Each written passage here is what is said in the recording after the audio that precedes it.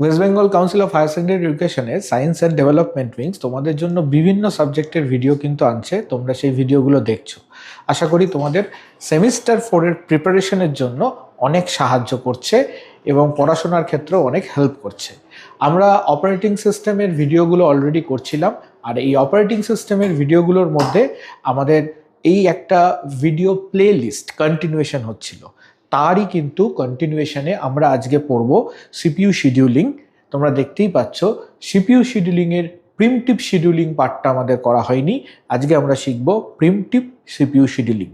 আগের দিন আমি তোমাদেরকে বলেছিলাম যে প্রিমশন মানে কাজ করতে করতে মাঝপথে থেমে যাওয়াকে বলা হয় প্রিমশন।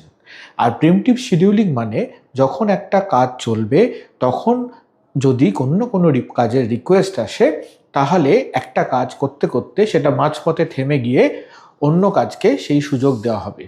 আমরা আগের দিন এসজেএফ শিডিউলিং করেছিলাম। তোমরা যদি এসজেএফ শর্টেস্ট জব ফর শিডিউলিংটা দেখে থাকো, তারই কন্টিনিউয়েশনে আজকে আমরা করব প্রিমটিভ এসজেএফ, অর্থাৎ SRT, shortest remaining time algorithm যেটাকে বলা হয়। এই শর্টেস্ট রিমেনিং টাইম অ্যালগরিদমে তোমরা দেখতে পাচ্ছ যে দেয়ার আর 3-4 প্রসেসেস আর দেয়ার, P1, P2, P3, P4 process তোমাদের কাছে আছে। তাদের অ্যারাইভাল টাইমসগুলো তোমাদের কাছে দেওয়া আছে, আর এটা দেওয়া আছে CPU burst time. CPU burst time কি, অর্থাৎ একটা প্রসেস কতক্ষণ এক্সিকিউট করতে সময় নেবে সেটা হচ্ছে সিপিইউ বার্স্ট টাইম। আর তাদেরকে রিপ্রেজেন্ট করার জন্য আমরা যেটা রিপ্রেজেন্ট করি সেটাকে কি বলে, অলরেডি আমরা করে এসেছি, তাকে বলা হয় ন্যাট চার্ট। ন্যাট চার্ট, এইটা হচ্ছে আমাদের ন্যাট চার্টটা। দেখতে পাচ্ছ যে জিরো, যখন আমার জিরোতে অ্যারাইভ করছে কে, জিরোতে অ্যারাইভ করছে P1। যখন অ্যারাইভেল টাইম 0 তখন P1 অ্যারাইভ করছে, অন্য কেউ অ্যারাইভ করেনি, তাই জিরোতে অ্যারাইভ করলো P1। নাও P1 কাজ করছে। এখন P1 কাজ করতে করতে P1 1 সেকেন্ড কাজ করলো, তাহলে P1 1 সেকেন্ড কাজ করে, তাহলে P1 এর কাছে পড়ে থাকলো 7 ইউনিট সেকেন্ড টাইম। নাও একে অ্যারাইভ করলো কে, P2, রাইট? এখন P2 এর সিপিইউ বার্স্ট কত? P2 এর সিপিইউ বার্স্ট হচ্ছে 4। এইবার আমাদের কাছে সিস্টেমের মধ্যে 1 ইউনিট সেকেন্ড যখন আমার হয়েছে, তখন আমার কাছে দুটো প্রসেস আছে। একটা প্রসেস P1 যার সিপিইউ বার্স্ট টাইম 7, আর একটা প্রসেস P2 যার CPU burst time 4। Shortest remaining time algorithm মানে কার রিমেনিং টাইমটা শর্টেস্ট। তাহলে 7 আর 4-এর মধ্যে 4-এরই রিমেনিং টাইমটা শর্টেস্ট। তাই জন্য এইবার P1 চান্স না পেয়ে চান্স পেল P2। P2 এই সিস্টেমের মধ্যে ঢুকলো, P2 কাজ শুরু করলো। কিন্তু 2 যখনই হলো তখন সিস্টেমের কাছে অ্যারাইভ করলো P3। তাহলে এখানে আমার P2ও 1 সেকেন্ড কাজ করে P2 এর কাছে পড়ে থাকলো 3। ওই মত অবস্থায় আমার কাছে অকার করলো কে, P3। P3-র সিপিইউ বার্স্ট টাইম কত, 9। সিপিইউ বার্স্ট টাইম 9 হওয়ার জন্য এইবার 3জন কম্পিটিটর, একজনের সিপিইউ বার্স্ট টাইম 9, একজনের রিমেনিং টাইম হচ্ছে 3, আর একজনের রিমেনিং টাইম হচ্ছে 7। তাহলে 3টে রিমেনিং টাইমের মধ্যে 9, 3 আর 7-এর মধ্যে তাহলে কে ছোট সবচেয়ে, 3 ছোট। তাই জন্য এখানে P3 চান্স না পেয়ে P2ই তার কাজ কন্টিনিউ করতে শুরু করলো। P2 কন্টিনিউ করছে, এমত অবস্থায় আমার কাছে 3-এ এলো কে, 3-এ এলো হচ্ছে P4। তাহলে P2ই আবার কাজ করলো, P2 1 সেকেন্ড কাজ করে P2-র কাছে এখন পড়ে থাকলো 2। আর সিস্টেমে এখন সবকটা প্রসেসই অ্যারাইভ করে গেছে, P1, P2, P3, P4। এই 3-এ আমি দেখতে পাচ্ছি যে P1 এর রিমেনিং টাইম 7, P2 এর রিমেনিং টাইম 2, P3 এর রিমেনিং টাইম 9, আর P4 এর রিমেনিং টাইম হচ্ছে 5। অর্থাৎ রিমেনিং টাইম কার সবচেয়ে কম, এখনো অবধি রিমেনিং টাইম কম হচ্ছে কার, P2। তাই জন্য আবার P2ই চান্স পেল, তাই P2 সিস্টেম থেকে বেরোলো না, P2 এই টোটাল 4 সেকেন্ড কাজ করলো। অর্থাৎ P2 তার টোটাল কাজ কমপ্লিট করলো। কাজ কমপ্লিট করে 2 - 2 = 0, অর্থাৎ 5-এ বেরিয়ে গেল P2, কারণ P2-র কাজ আর নেই, P2-র কাজ শেষ হয়ে গেছে। এখন সিস্টেমে কে পড়ে আছে, সিস্টেমে P1 তার রিমেনিং টাইম হচ্ছে 7, P3 তার রিমেনিং টাইম হচ্ছে 9, আর P4 তার রিমেনিং টাইম হচ্ছে 5। এরা পড়ে আছে। তাহলে কার রিমেনিং টাইম সবচেয়ে কম, অবশ্যই 5 এই রিমেনিং টাইমটা সবচেয়ে কম, তাই জন্য এইবার চান্স পেল হচ্ছে P4 চান্স পেল এবং P4 এখানে ঢুকে গেল, সঙ্গে সঙ্গে সে তার কাজ শেষ করলো 5 আর 5-এ 10 ইউনিট সেকেন্ডে সে তার কাজ শেষ করলো। এখন সিস্টেমের মধ্যে লেফট আউট দুজন আছে, একজন হচ্ছে P1 যার রিমেনিং টাইম হচ্ছে 7, আর একজন হচ্ছে P3 যার রিমেনিং টাইম হচ্ছে 9, অর্থাৎ 7 আর 9 এই দুজন কিন্তু এখন পড়ে আছে 7 আর 9-এর মধ্যে। এখন চান্স পেল কে?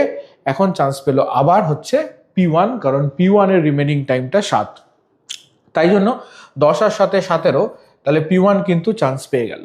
নাও এখন আমার কাছে পড়ে আছে লাস্টকে P3, তাই জন্য P3 রিমেনিং টাইম কিন্তু হয়ে গেল 17 আর ওদিকে 9, দ্যাট ইজ 26। আমরা যদি এই ন্যাট চার্টটাকে দেখি ভালো করে, এই ন্যাট চার্টটা অনেকটা জাস্ট লাইক দিস, অর্থাৎ প্রথমে P1 ঢুকলো, 1 সেকেন্ড কাজ করে P2 চান্স পেলো, P2 তার পুরো কাজটা শেষ করার পরে P4 এলো, P4 তার কাজটা শেষ করার পরে P1 এলো এবং তারপরে P3 এলো। তাহলে এই রিমেনিং কাজের এগেনস্টে আমাদের যে এফর্ট, অর্থাৎ আমাদের যে কাজের এফিসিয়েন্সিটা যেটা ক্যালকুলেট করতে হয়, অর্থাৎ আমরা এখান থেকে ক্যালকুলেট করতে পারি যে অ্যাভারেজ টার্ন অ্যারাউন্ড টাইম,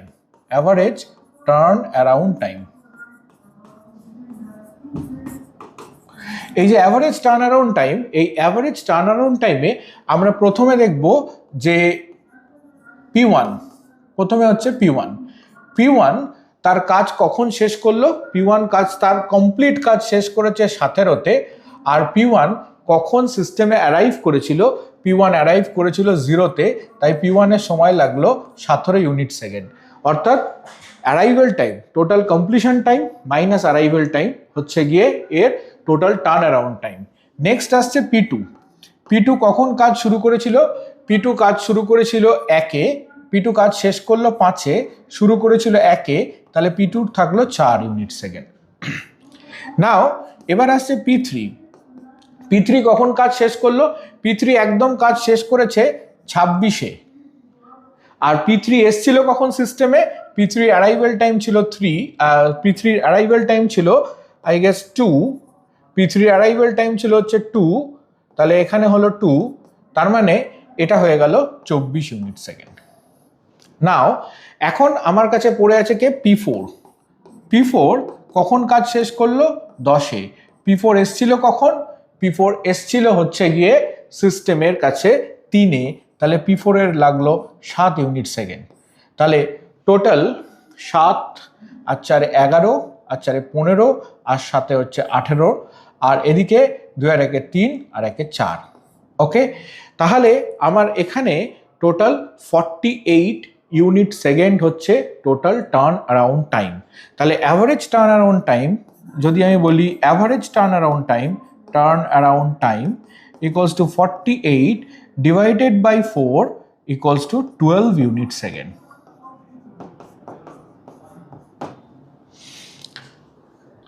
এবার এইটার থেকে আমরা যদি ওয়েটিং টাইমটা ক্যালকুলেট করতে চাই, অর্থাৎ অ্যাভারেজ ওয়েটিং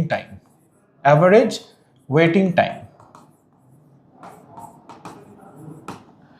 নাও যদি আমি দেখি P1 এর ক্ষেত্রে যদি দেখি, P1 প্রথমে 0-তে রেসপন্স পেয়েছে আর 0-তেই অ্যারাইভ করেছিল, তাহলে P1 এর প্রথমটা 0 - 0, কিন্তু P1 আবার সেকেন্ড কখন রেসপন্স পেয়েছে? P1 সেকেন্ড রেসপন্স পেয়েছে 2:10-এ আর ছেড়েছিল হচ্ছে গিয়ে 1-এ, তাহলে P1 অপেক্ষা করে থাকছিল 9 ইউনিট সেকেন্ড। টোটাল P1 এর ওয়েটিং টাইম 9 ইউনিট সেকেন্ড। নাও যদি দেখি P2 ফার্স্ট রেসপন্স পেয়েছে 1-এ, P2 এসছেও 1-এ, তাহলে P2 রেসপন্স টাইম হলো 0, কারণ P2 আর সেকেন্ড চান্স আসেনি। P3 ফার্স্ট রেসপন্স পেয়েছে 17-এ আর P3 এসছিল হচ্ছে গিয়ে 2-তে, তাহলে ওর টোটাল হচ্ছে 15। যদি দেখি P4 এর যদি প্রথম P4 রেসপন্স পেয়েছে হচ্ছে 5-এ আর P4 এসছিল হচ্ছে 3-এ, তাহলে P4 কে ওয়েট ইউনিট করতে হয়েছে 2 ইউনিট সেকেন্ড। তাহলে টোটাল ওয়েট কত হলো? টোটাল ওয়েট হলো যে 26 ইউনিট সেকেন্ড। অর্থাৎ এইখানে টোটাল ওয়েট হলো 26 ইউনিট সেকেন্ড, তাহলে অ্যাভারেজ ওয়েটিং টাইম কি হলো? অ্যাভারেজ ওয়েটিং টাইম হলো 26/4 ইজ 6.5 ইউনিট সেকেন্ড। এইভাবে আমরা কিন্তু shortest remaining time algorithm calculate করতে পারি। নাও shortest remaining time algorithm, one of the most efficient algorithm, one of the most efficient and এর পারফরমেন্স কিন্তু সর্বাপেক্ষা আগের পারফরমেন্সগুলোর থেকে যদি আমরা কম্পেয়ার করে দেখি তাহলে অনেকটাই বেটার। তার কারণ এখানে রেসপন্সটা খুব কুইকলি পাচ্ছে। যদি রেসপন্সের নিরিখে দেখি তাহলে ফার্স্ট রেসপন্স কিন্তু এর ওয়েটিং টাইমটা কিন্তু অনেকটা কম হচ্ছে, কারণ প্রিমশন, মাঝপথে কিন্তু আমি প্রসেসকে থামিয়ে অন্য প্রসেসকে এক্সিকিউট করার সুযোগ করে দিচ্ছি। তাতে কিন্তু আমার কনটেক্সট সুইচিং বাড়ছে, কিন্তু আমার রেসপন্স টাইম আরও বেটার হচ্ছে, ওয়েটিং টাইম আরও কম হচ্ছে, অর্থাৎ সিপিইউ ইনভলভ থাকছে, সিপিইউ ইউটিলাইজেশন বাড়ছে। যেটা আমরা শিডিউলিং ক্রাইটেরিয়ায় পড়েছিলাম উদ্দেশ্যগুলো, যে থ্রুপুট বা পারফরমেন্সকে বাড়ানো, সেই পারফরমেন্সকে বাড়ানোর কাজ কিন্তু করতে পারছে ভালোভাবে শর্টেস্ট রিমেনিং টাইম অ্যালগরিদম। এবার আমরা নেক্সট আরেকটা অ্যালগরিদমের দিকে চলে যাব, that is something what is call round robin scheduling algorithm. বেশ মজার নামটা, রাউন্ড রবিন শিডিউলিং অ্যালগরিদম। এখানে একটা প্রসেস রাউন্ড রবিন অর্থাৎ ঘুরতে থাকবে ওয়ান আফটার অ্যানাদার, কিন্তু এখানে যেটা নিয়ম সেটা হচ্ছে গিয়ে একটা সিপিইউ বার্স্ট টাইম দিয়ে দেওয়া হবে, অর্থাৎ যে আমার প্রতিটা প্রসেস ম্যাক্সিমাম ওই বার্স্ট টাইমটা কিন্তু সিস্টেমে অ্যালোকেট করতে থাকবে। অর্থাৎ সবাই চান্স পাবে, কিন্তু একটা সার্টেন টাইম তাকে প্রোভাইড করে দেওয়া হবে যে তুমি এতক্ষণই কাজ করতে পারবে, তারপর আবার অন্যকে চান্স দিতে হবে। অর্থাৎ এখানে বলা হয়েছে যে 4 ইউনিট সেকেন্ড দিয়ে দেওয়া হয়েছে প্রত্যেককে একটা স্লট টাইম বা বলতে পারো একটা বার্স্ট টাইম। এই যে 4 ইউনিট সেকেন্ড টাইমটা, অর্থাৎ একটা প্রসেস সিস্টেমে ম্যাক্সিমাম 4 ইউনিট সেকেন্ড থাকতে পারবে, ম্যাক্সিমাম 4 ইউনিট সেকেন্ড থাকতে পারবে, তারপর অন্যজনকে চান্স দিতে হবে। নাও এই যে প্রবলেমটা আমাকে দেওয়া আছে, এই প্রবলেমটা আমরা দেখতে পাচ্ছি যে P1, P2 আর P3 তিনটে প্রসেস আছে। এখানে বার্স্ট টাইম দেওয়া আছে কিন্তু অ্যারাইভেল টাইম দেওয়া নেই। যখন আমার কাছে অ্যারাইভেল টাইম দেওয়া থাকবে না, তখন আমাকে ধরে নিতে হবে যে all the process arrived at the same time and that is 0, অর্থাৎ সব কটা প্রসেস একই সাথে অ্যারাইভ করেছে এবং 0তে অ্যারাইভ করেছে। তো আমরা এখানে ধরে নিচ্ছি যে সমস্ত কটা প্রসেস যেগুলো আমার কাছে আছে P1, P2 অ্যান্ড P3 প্রত্যেকেই একই সময় অর্থাৎ 0তে অ্যারাইভ করেছে। নাও যদি আমি দেখি প্রসেস P1, তাহলে প্রসেস P1 যখন এলো, অর্থাৎ প্রসেস P1 0তে চান্স পেলো, ফার্স্ট P1 আছে, তো P1 will get the chance at 0। P1 কতক্ষণ কাজ করলো? P1 4 ইউনিট সেকেন্ডই কাজ করতে পারবে, তার বেশি কাজ করতে পারবে না। আর 4 ইউনিট সেকেন্ড হয়ে গেলে পরবর্তী প্রসেসকে সুযোগ করে দিতে হবে, পরবর্তী প্রসেসকে P2। দেখো P2 আবার 4 ইউনিট সেকেন্ড কাজ করলো, কিন্তু P2 4 ইউনিট সেকেন্ড তার কাছে টাইম আছে, কিন্তু P2 টোটাল কতক্ষণ সিপিইউ বার্স্ট টাইম দেওয়া আছে? 3 ইউনিট সেকেন্ড। তাহলে ও তো ওর যে সময়টুকু লাগবে তার বেশি সময় নিয়ে তো ওর কোনো কাজ নেই, তাই জন্য ও 4-এ অ্যালোকেশন পেলো, বাট ও কি করলো? ওর কাজ 7-এ শেষ হয়ে গেল। ওর কাজ 7-এ শেষ হয়ে গেল মানে সঙ্গে সঙ্গে আবার P3 চান্স পেয়ে গেল, অর্থাৎ P3 7-এ ঢুকে গেল। আবার P3-রও সিপিইউ বার্স্ট টাইম কত? P3-রও সিপিইউ বার্স্ট টাইম হচ্ছে গিয়ে 3 ইউনিট সেকেন্ড, তাই জন্য P3-কে এর বেশি কিন্তু আর থাকতে হলো না। সঙ্গে সঙ্গে P3-ও 7 আর 3-এ 10, অর্থাৎ 7 + 3 10, তাহলে P3 কি করলো? 10-এ রিলিভ করে দিল। তাহলে এখন আমার পড়ে আছে লেফট আউট অনলি P1, যার আর 20 ইউনিট সেকেন্ড টাইম বাকি আছে সিপিইউ বার্স্ট টাইম হিসাবে, কারণ সে তার 4 ইউনিট সেকেন্ড আগে অতিবাহিত করে নিয়েছে, তাই জন্য তার 20 ইউনিট সেকেন্ড বাকি আছে। ক্লিয়ার? তাহলে এখান থেকে দেখতে পারো যে এবার P1 কি করলো? প্রত্যেকবার 4 ইউনিট সেকেন্ড করে কাজ করলো, অর্থাৎ টোটালটা P1 জুড়ে কাজ করলো। অর্থাৎ যদি আমি এটাকে ভাগ করি 20, তাহলে ফার্স্ট P1, তারপরে হলো হচ্ছে গিয়ে 16, সেকেন্ড P1, তারপর হলো হচ্ছে 12, থার্ড P1, তারপর হচ্ছে গিয়ে 8, এরম ভাবে কিন্তু P1 কাজ করলো। তাহলে টোটাল 24 ইউনিট সেকেন্ডের মধ্যে কিন্তু P1 1 2 3 4 5, অর্থাৎ 4×5 20, অর্থাৎ 4×5 20তেও কাজ করে নিল, ওর কাজ শেষ, P1 এর কাজ শেষ। এটা যদি আমরা দেখি, this is what is call round robin scheduling. অর্থাৎ আমরা যদি এবার এর ন্যাচারটা দেখি, এর ন্যাচারটা অনেকটা এরকম। তাহলে এখানে আমরা যেহেতু সবকটা process at the same time arrive করেছে, অর্থাৎ the same time that is 0তে অ্যারাইভ করেছে, তাহলে আমার এখানে অ্যারাইভেল টাইম যদি আমি বলি, অ্যারাইভেল টাইম আমি সবার ক্ষেত্রে 0 ধরবো। তাহলে যদি আমরা এখানে অ্যাভারেজ টার্ন অ্যারাউন্ড টাইম যদি বের করতে চাই, অ্যাভারেজ টার্ন অ্যারাউন্ড টাইম যদি বের করতে চাই, তাহলে প্রথমে বলবো P1। P1 কখন কাজ শেষ করেছে? P1 একদম তার কাজ শেষ করেছে 30-এ, আর P1 এসছিল 0-তে, তাহলে P1 এর সময় লেগেছে 30। এখানে সবাই 0-তেই এসছে। নাও যদি দেখি P2, তাহলে P2 কখন কাজ শেষ করেছে? P2 তার কাজ শেষ করেছে হচ্ছে 7-এ, P2 এসছিল 0-তে, তাহলে P2 হলো হচ্ছে 7। যদি দেখি P3, তাহলে P3 কখন কাজ শেষ করেছে?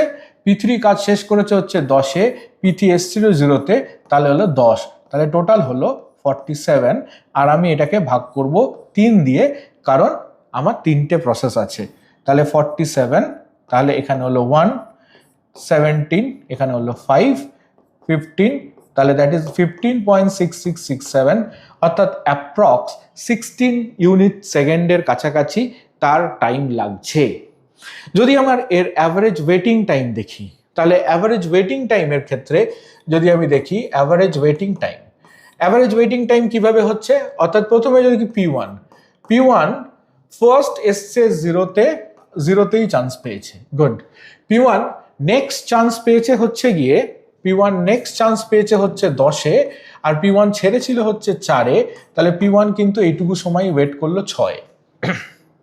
এবার মজার ব্যাপার হলো P2, নাও এরপর থেকে কিন্তু P1 কিন্তু 10-এর পর থেকে আর P1-কে ছাড়তে হয়নি, কারণ গোটাটাই P1 কাজ করেছে।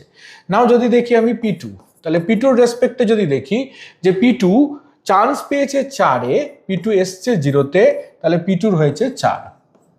নাও যদি দেখি P3 10-এ পেয়েছে চান্স, P3 7-এ চান্স পেয়েছে, এসছিল 0-তে, তাহলে এটা হলো 7, তাহলে টোটাল হলো 17।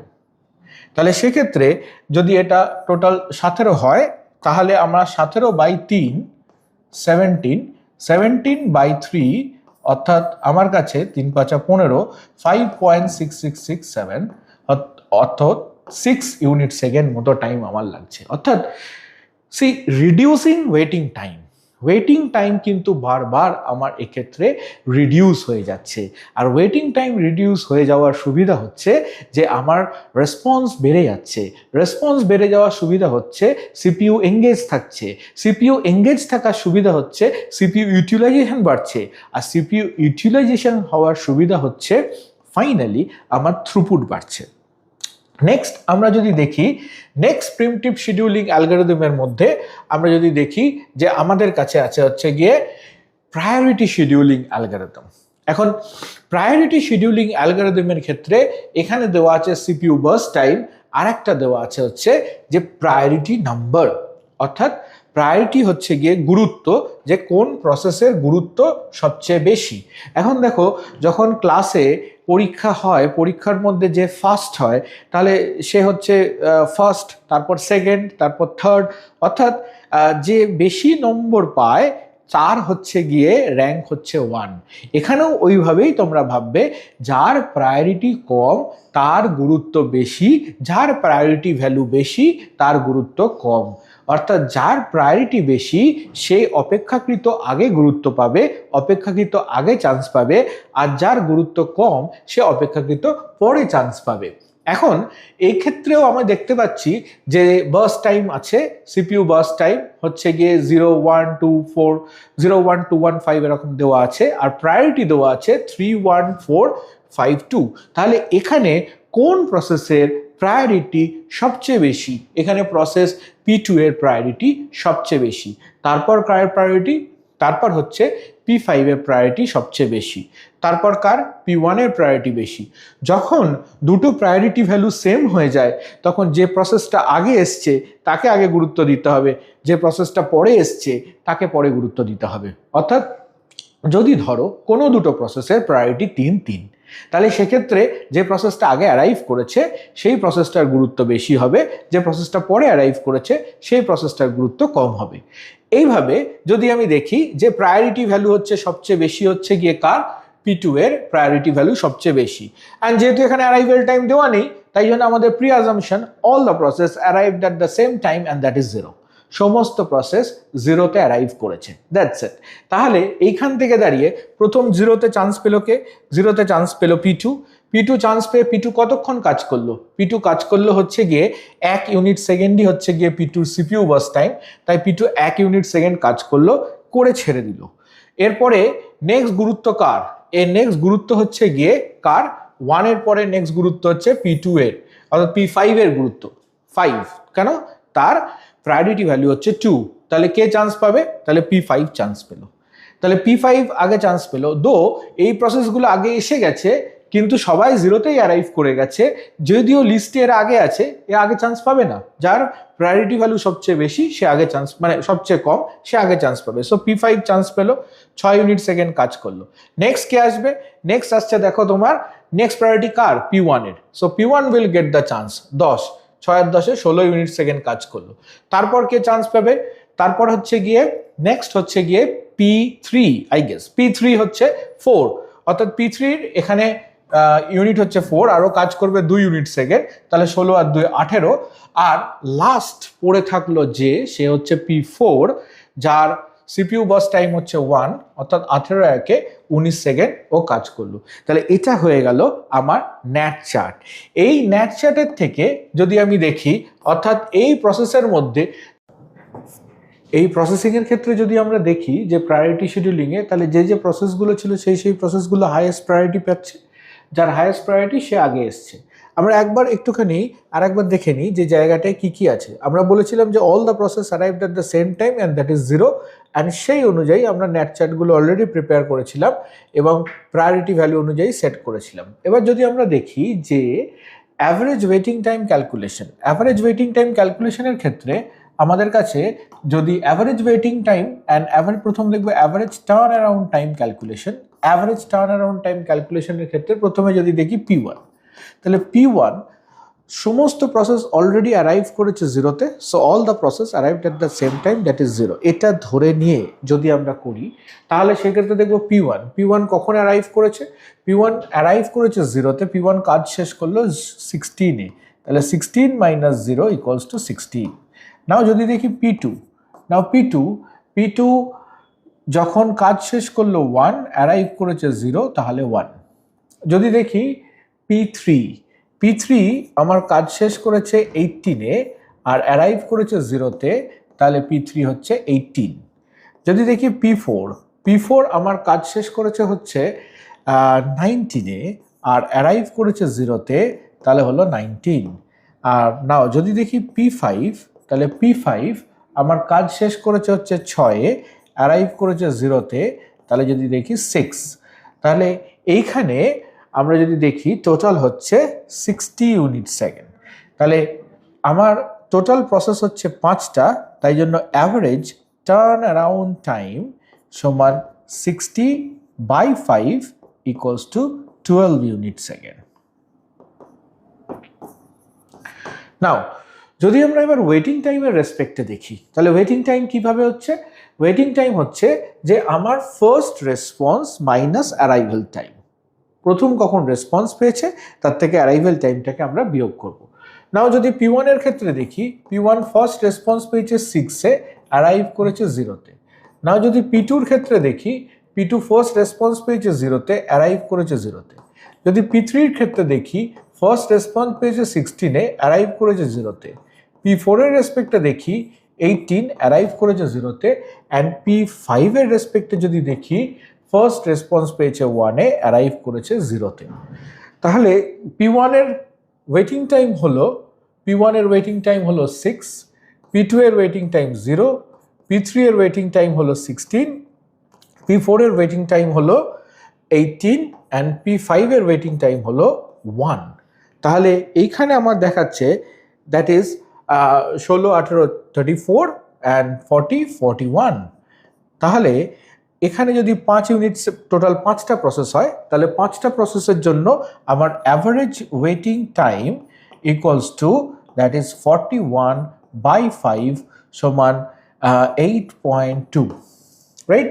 এই যে এক্ষেত্রে আমার প্রায়োরিটি শিডিউলিংয়ের ক্ষেত্রে দেখলাম যে প্রসেসগুলো প্রায়োরিটি বা গুরুত্ব অপেক্ষাকৃত বেশি সেই প্রসেসগুলো আগে কাজ করলো, যে প্রসেসের প্রায়োরিটি বা গুরুত্ব অপেক্ষাকৃত কম সেই প্রসেসগুলো পরে কাজ করলো। যদিও সমস্ত প্রসেস একই সাথে অ্যারাইভ করেছিল, কিন্তু তাদের অর্ডার অফ এক্সিকিউশন কিন্তু ডিপেন্ড করে থাকলো তাদের প্রায়োরিটি ভ্যালুর উপর। যার প্রায়োরিটি কম সে আগে কাজ করলো, যার প্রায়োরিটি বেশি সে পরে কাজ করলো। নাও প্রায়োরিটি শিডিউলিং অর্থাৎ আমরা যে শিডিউলিংগুলো অলরেডি পড়লাম, that is SRT, shortest remaining time algorithm. দু ধরনের শিডিউলিং আমরা পড়লাম। প্রথমে পড়লাম হচ্ছে নন প্রিমটিভ শিডিউলিং, তারপর প্রিমটিভ শিডিউলিং। প্রিমটিভ শিডিউলিংয়ে আমরা পড়লাম shortest remaining time algorithm, round robin scheduling algorithm and priority scheduling algorithm. And এই ক্ষেত্রে প্রতি কটা শিডিউলিংয়ের কিন্তু আলাদা আলাদা ইম্পর্টেন্স আছে।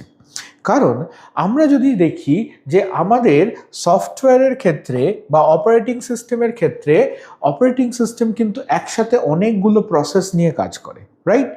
হেটেরোজিনিয়াস এনভায়রনমেন্ট, অর্থাৎ হিউম্যানের সাথে একটা সিস্টেমের মধ্যে একটা ম্যানেজমেন্ট তৈরি করছে হচ্ছে অপারেটিং সিস্টেম। কম্পিউটেশন সিস্টেম আর হিউম্যানের ঠিক মাঝখানে দাঁড়িয়ে আছে অপারেটিং সিস্টেম।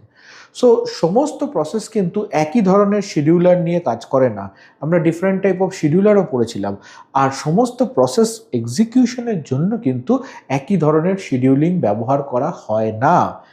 তাহলে বিভিন্ন ধরনের প্রসেসের ওপর ডিপেন্ড করে বিভিন্ন ধরনের শিডিউলিং ব্যবহার করা হয়।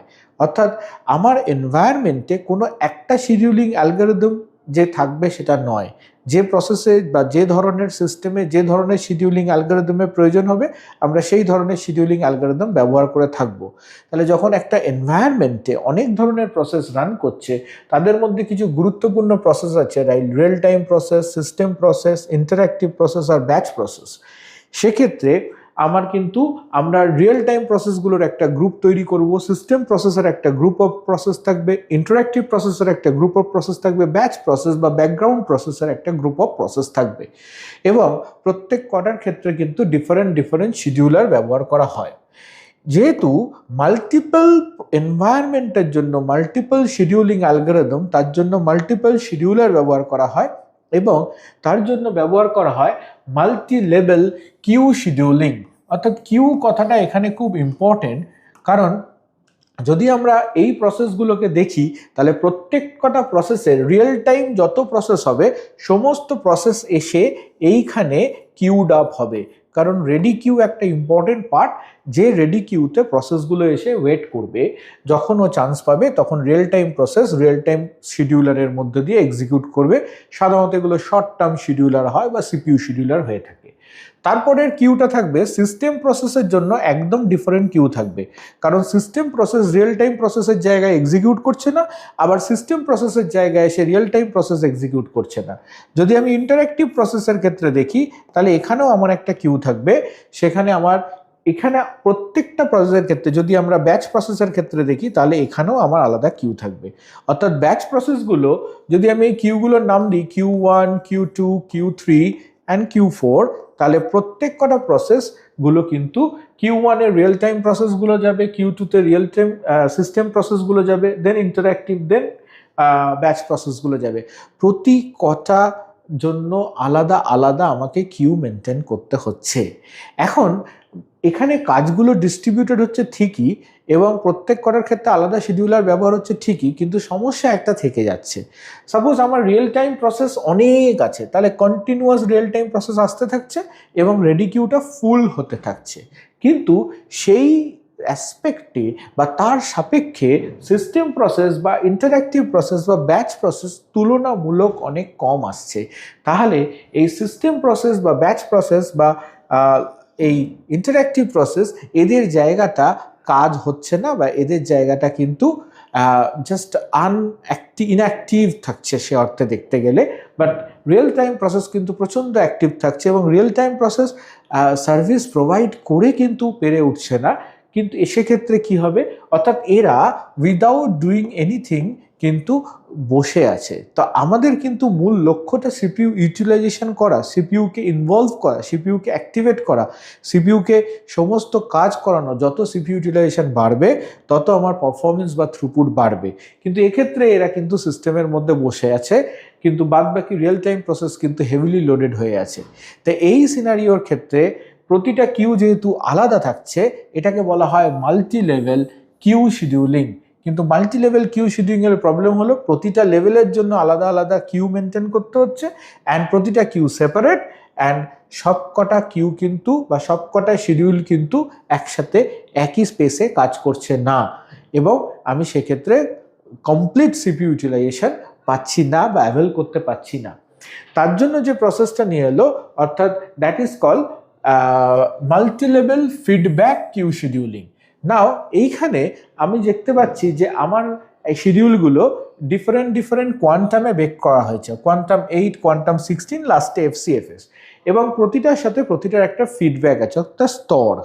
অর্থাৎ আমার এখানে কিন্তু মাল্টিপল কিউ যেমন এখানে ছিল, এখানে কিন্তু একটা সিঙ্গেল কিউই থাকছে, এবং আলাদা আলাদা গ্রুপ ফরমেশনের দরকার পড়ছে না, কারণ এই সিঙ্গেল কিউর মধ্যে সব ধরনের প্রসেস এসে কিন্তু এখানে স্থান নিচ্ছে। সে P1, P2, সে P5, সে P0, সে P1, P3, সব ধরনের প্রসেস এসে কিন্তু এখানে স্থান নিচ্ছে। তাহলে প্রথমে কোয়ান্টাম 8, অর্থাৎ আমরা রাউন্ড রবিন শিডিউলিংয়ে যেরকম কোয়ান্টাম 4 পড়লাম, ঠিক সেরকমভাবে এখানে থাকছে কোয়ান্টাম 8। সেই কোয়ান্টাম 8-এ কিন্তু প্রসেসগুলো এক্সিকিউট করছে। নাও এই শিডিউলটা যদি ফুল হয়ে যায়, তখন কি হচ্ছে, এইখান থেকে কোয়ান্টাম 16-এ কিন্তু পাঠিয়ে দেওয়া হচ্ছে। অর্থাৎ এইখান থেকে এ ফুল হয়ে গেলে এ ফিডব্যাক করছে পরের লেয়ারকে, অর্থাৎ পরের লেয়ার অ্যাক্টিভেট হয়ে যাচ্ছে। আবার এ যদি ফুল হয়ে যায়, তখন সে ফিডব্যাক করছে পরের লেয়ারকে, অর্থাৎ পরের লেয়ার আবার অ্যাক্টিভেট হয়ে যাচ্ছে। অর্থাৎ একটা লেয়ারের মানে একটা মাল্টিলেভেল একে অপরকে ফিডব্যাক করছে, একে অপরকে কিন্তু এ যখন একজন ফুল হয়ে যাচ্ছে তখন আরেকজন অ্যাক্টিভেট হয়ে যাচ্ছে, যখন আরেকজন ফুল হয়ে যাচ্ছে তখন আরেকজন অ্যাক্টিভেট হয়ে যাচ্ছে। এতে আমার এফিসিয়েন্সি বা ওয়ার্কিং এফিসিয়েন্সি কিন্তু অনেকটা বেড়ে যাচ্ছে। অর্থাৎ multi level feedback queue scheduling কিন্তু বেসিক্যালি আমাকে এই ফেসিলিটিটা প্রোভাইড করে, যাতে কিন্তু একটা কিউতেই কিন্তু আমি কাজ করতে পারছি, এবং এন্টায়ার সিপিইউটা আমার প্রয়োজন মতো ইউটিলাইজ হচ্ছে। কেউ বেশি ইউটিলাইজ হচ্ছে বা কেউ কম ইউটিলাইজ হচ্ছে না, স্যাচুরেশন হয়ে গেলে কিন্তু পরের লেয়ার অ্যাক্টিভেট হয়ে যাচ্ছে। সো দিস ইজ হাউ আমরা যেটা করতে পারি, যে শিডিউলিং অ্যালগরিদমসগুলোর মধ্যে কিন্তু একটা এফিসিয়েন্সি আমরা তৈরি করতে পারি। অর্থাৎ scheduling part is very important, তার কারণ কখন কোন প্রসেসটা এক্সিকিউট করবে সেটা আমরা নির্ধারণ করছি, সেটা আমরা নির্দিষ্ট পদ্ধতি অবলম্বন করে প্রসেসের এক্সিকিউশনসগুলোকে করছি, এবং প্রসেসগুলোর মধ্যে কিন্তু যাতে সমস্ত প্রসেস গুরুত্ব পায়, যাতে সমস্ত প্রসেস সিপিইউতে অ্যালোকেশন পায়, যাতে এক্সিকিউশন পায়, সেই ব্যবস্থা করে দিচ্ছি, এবং সুন্দরভাবে টাইমটাকে ম্যানেজ করছি, যাতে প্রসেসকে অপেক্ষা কম করতে হয় এবং কাজ বেশি করতে পারে। এটাই কিন্তু শিডিউলিংয়ের মূল উদ্দেশ্য। এই শিডিউলিংয়ের ব্যবহারের মধ্যে দিয়ে আমরা সবসময় সিপিইউর পারফরমেন্সকে এনহ্যান্স করছি। অর্থাৎ শিডিউলিং আর কিছুই নয়, জীবনের নিয়মানুবর্তিতা। সেই নিয়মানুবর্তিতার মধ্যে দিয়েই কিন্তু আমরা এই কাজগুলোকে ব্যবহার করছি। শিডিউলিং একটা এনহ্যান্সড প্রসেস ভার্সন আমরা বলতে পারি, অপারেটিং সিস্টেমের একটা one of the most important part আমরা বলতে পারি। So that's it for this video. পরের ভিডিও আমাদের হবে ডেডলকের ওপর।